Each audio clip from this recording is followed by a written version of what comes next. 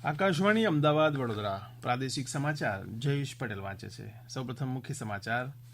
રાજ્યની 6 મહાનગરપાલિકાની ચૂંટણીમાં આજે સવારના 7થી મતદાનનો આરંભ થયો છે અને મતગણતરી 23મી ફેબ્રુઆરીએ થશે. પ્રધાનમંત્રી નરેન્દ્ર મોદીએ જણાવ્યું છે કે આત્મનિર્ભર ભારતની ઝુંબેશ માત્ર ભારતની નહીં પણ વિશ્વની જરૂરિયાતો પૂર્ણ કરશે. રાજ્યપાલની ઉપસ્થિતિમાં ગાંધીનગરમાં આવેલી દેશની સૌપ્રથમ ચિલ્ડ્રન યુનિવર્સિટી ખાતે ગઈકાલે પહેલો પદવીદાન સમારંભ યોજાઈ ગયો. રાજ્યમાં કોરોનાના દર્દીઓ સાજા થવાનો દર 97.72% થયો છે અને રાજ્યમાં મોટાભાગના સ્થળોએ મહત્તમ તાપમાન સહેજ વધીને સામાન્ય કરતાં 2 થી 6 ડિગ્રી વધુ નોંધાયું હતું. સમાચાર વિગતવાર. રાજ્યની અમદાવાદ વડોદરા સહિત 6 મહાનગરપાલિકાની ચૂંટણીમાં આજે સવારના 7થી મતદાનનો આરંભ થયો છે.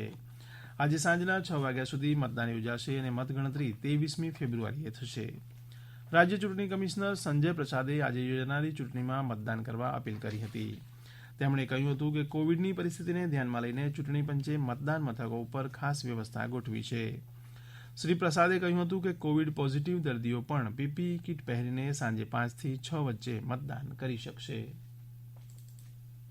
चाहता हूं कि कोविड की जो रोगचार्य है उसके लिए भी खास व्यवस्था की गई है. मतदान मथक में सैनिटाइजर की व्यवस्था है. वहां पे अलग अलग कोष्टक किया गया है जिससे कि नजदीक में वो खड़े नहीं रहे और संक्रमण नहीं हो. थर्मल गन से टेम्परेचर का नाप लिया जाएगा और जो मतदाता है उनके लिए ग्लव्स की भी व्यवस्था है जिससे कि कोई भी वस्तु उनको छूने की जरूरत नहीं पड़े.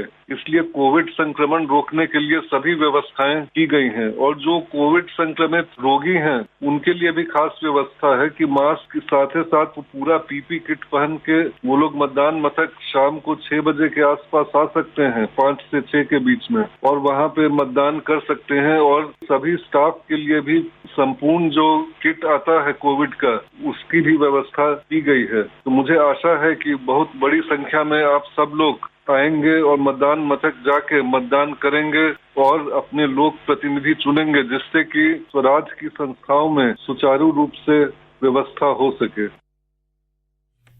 શ્રી પ્રસાદે વધુમાં જણાવ્યું હતું કે જો કોઈ મતદાર પોતાનું મતદાન મથક જાણવા માંગતા હોય તો રાજ્ય ચૂંટણી કમિશનની વેબસાઇટ પરથી આ અંગેની વિગતો મેળવી શકશે. મતદારો ચૂંટણી પંચ દ્વારા આપવામાં આવેલા મતદાર ઓળખપત્ર અથવા ચૂંટણી પંચ દ્વારા માન્ય કરાયેલા ફોટાવાળા અન્ય ઓળખપત્રોના આધારે મતદાન કરી શકશે. ચૂંટણી પંચની યાદી મુજબ 6 મહાનગરપાલિકાની 575 બેઠકો માટે કુલ 11,121 મતદાન મથકો ઊભા કરાયા છે. આ પૈકી 2,255 સંવેદનશીલ અને 1,188 અતિસંવેદનશીલ જાહેર કરાયા છે. આજની ચૂંટણીમાં 60,60,435 પુરુષો તથા 54,06,538 મહિલા મતદારો મતાધિકાર ધરાવે છે. મુખ્યમંત્રી વિજય રૂપાણી આજે રાજકોટ મહાનગરપાલિકાની ચૂંટણીમાં મતદાન કરશે. તેઓ કોરોનાની સારવાર હેઠળ છે. આમ છતાં એક નાગરિક તરીકેની ફરજ બતાવવાના હેતુથી તેઓ પીપીઈ કીટ પહેરીને મતદાન કરશે. ગૃહમંત્રી અમિત શાહ આજે નારણપુરામાં મતદાન કરશે. એવી જ રીતે કર્ણાટકના રાજ્યપાલ વજુભાઈ વાળા આજે બપોરે રાજકોટમાં મતદાન કરશે. રાજકોટ મહાનગરપાલિકાની આજે યોજાનારી સામાન્ય ચૂંટણી પ્રક્રિયા શાંતિમય રીતે પૂર્ણ થાય તે માટે રાજકોટ શહેર પોલીસ દ્વારા અસરકારક કામગીરી કરવામાં આવી છે. મહાનગરપાલિકાના કુલ 991 મતદાન મથકોમાં ચૂંટણીની આચારસંહિતાની કડક અમલવારી થાય, લોકો નિર્ભય રીતે શાંતિમય વાતાવરણમાં મતદાન કરી શકે તે માટે પોલીસ દ્વારા વિવિધ પગલાં લેવામાં આવ્યા છે. સંવેદનશીલ 78 બિલ્ડિંગ અને તેના 293 મતદાન મથકો પર કડક બંદોબસ્ત રાખવામાં આવશે. રાજકોટ શહેરમાં કુલ 1,631 પોલીસ, એસઆરપીની 4 કંપની, 1,418 હોમગાર્ડ, ટીઆરબીના 800 જવાનો મળીને કુલ 4,249 જવાનોનો બંદોબસ્ત રાખવામાં આવ્યો છે. અમારા વડોદરાના પ્રતિનિધિ જણાવે છે કે કલેક્ટર અને મુખ્ય ચૂંટણી અધિકારી શાલિની અગ્રવાલે કામગીરીનું નિરીક્ષણ કર્યું હતું. કોરોનાની ગાઈડલાઈનને ધ્યાનમાં રાખીને દરેક મતદાન મથક પર એલ ટીમ રાખવામાં આવી છે, જેઓ થર્મલ ગન દ્વારા મતદારોનું ટેમ્પરેચર માપશે. તેમજ તેઓને હેલ્થ કીટ આપવામાં આવી છે, જેમાં સેનેટાઈઝર, હેન્ડ ગ્લોવ્સ વગેરે પણ આપવામાં આવ્યા છે.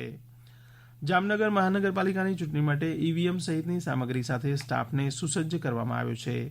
અમારા પ્રતિનિધિ જણાવે છે કે શહેરના 645 મતદાન મથકોમાં 3,870 કર્મચારીઓને ચૂંટણી માટે કામગીરી સોંપવામાં આવી છે, જ્યારે 2,000થી વધુ પોલીસ અને સુરક્ષા કર્મીઓ તૈનાત કરવામાં આવ્યા છે.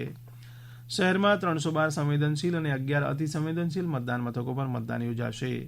કુલ 16 વોર્ડની 64 બેઠક માટે યોજાનાર આ ચૂંટણી માટે 236 ઉમેદવારો હરીફાઈમાં છે. તો અમારા જૂનાગઢના પ્રતિનિધિ જણાવે છે કે મહાનગરપાલિકાની 2 બેઠકો માટે કાલે પેટા ચૂંટણી યોજાવાની છે, ત્યારે સ્થાનિક તંત્રે તમામ તૈયારીઓ પૂરી કરી લીધી છે.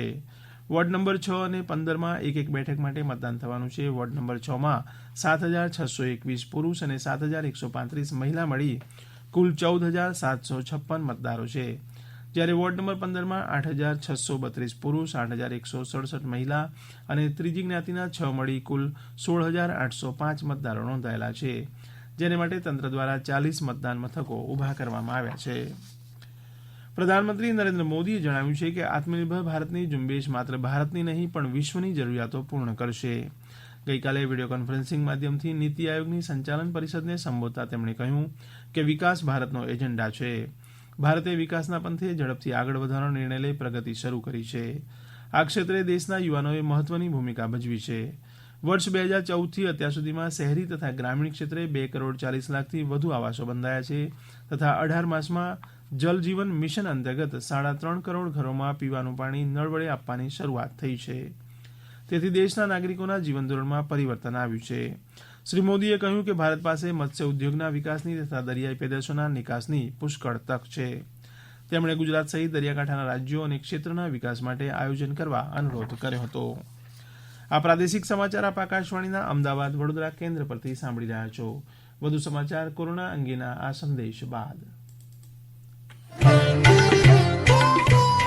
कोविड-19 से बचाव और सुरक्षित रहने के 3 उपाय. मास्क लगाएं, 2 गज दूरी है जरूरी, सुरक्षित दूरी रखें, हाथ और मुंह साफ रखें. ગાંધીનગરમાં આવેલી દેશની સૌપ્રથમ ચિલ્ડ્રન યુનિવર્સિટી ખાતે ગઈકાલે પહેલો પદવીદાન સમારંભ યોજાઈ ગયો. રાજ્યપાલ આચાર્ય દેવવ્રતે મુખ્ય સંબોધનમાં જણાવ્યું હતું કે બાળપણથી માતા પિતાના સંસ્કાર અને શિક્ષણના ચિંતનથી જ બાળક શ્રેષ્ઠ માનવ બની શકે છે અને આ દ્રષ્ટિએ ચિલ્ડ્રન યુનિવર્સિટી શ્રેષ્ઠ માનવ નિર્માણની કામગીરી કરી રહી છે. ચિલ્ડ્રન યુનિવર્સિટીના કુલપતિ હર્ષદ શાહે પદવી મેળવનાર વિદ્યાર્થીઓને શુભેચ્છાઓ આપી હતી તથા યુનિવર્સિટીની અત્યાર સુધીની કામગીરીની માહિતી આપી હતી. આ પદવીદાન સમારંભમાં 11 વિદ્યાર્થીઓને ચંદ્રકો તથા 92 વિદ્યાર્થીઓને પદવી આપવામાં આવી હતી. આ પ્રસંગે શિક્ષણ મંત્રી ભૂપેન્દ્રસિંહ ચુડાસમાએ શુભેચ્છા સંદેશ આપ્યો હતો. રાજ્યમાં અત્યાર સુધીમાં કુલ 8,12,333 વ્યક્તિઓને કોવિડની રસીનો પ્રથમ અને 51,236 વ્યક્તિઓને બીજો ડોઝ આપવામાં આવ્યો છે.